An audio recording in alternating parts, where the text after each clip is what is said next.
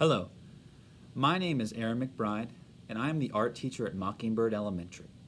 If you're watching this video, you probably already know that we are fundraising to buy a new kiln to benefit all the students of Mockingbird Elementary.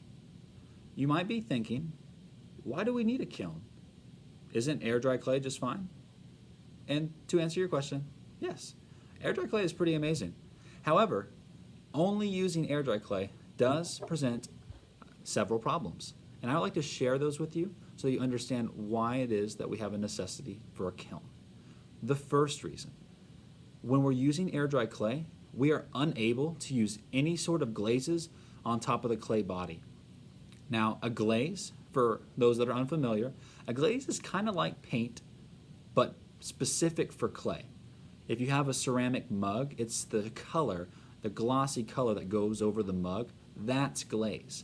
Without a kiln, we're unable to put any glazes on our clay bodies. Now, the second reason is air dry clay, it cannot hold any water.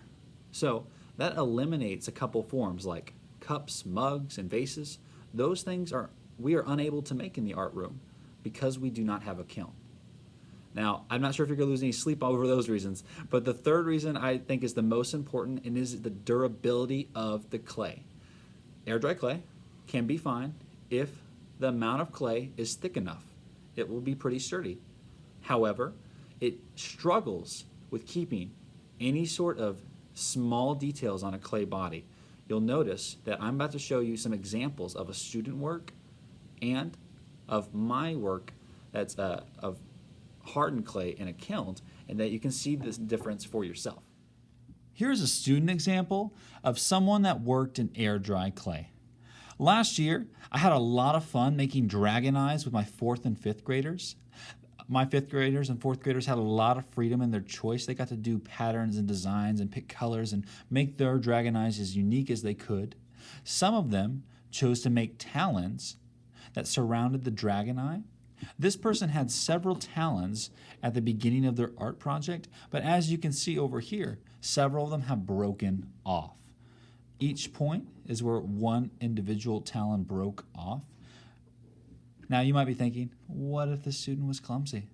That might be, but I'm going to show you a stress test so you have a visual representation of the difference in durability between the two clays. All right, we're going to do a little stress test so that way you can get a visual of the difference of the stability of air dry clay, which is this example, and a piece of clay that has been fired in a kiln. So I'm going to bang this little guy on the table. Hope he doesn't break. Let's see how it works. Okay. Let's try it with this one. Okay, not 2 tries and this instantly snapped off, right? And this is a decent thickness.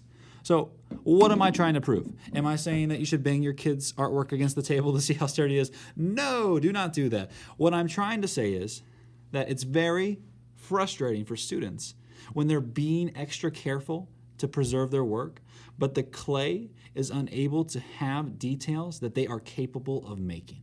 I know that many of you parents are especially fond of keeping your child's artwork that they've tried very hard on.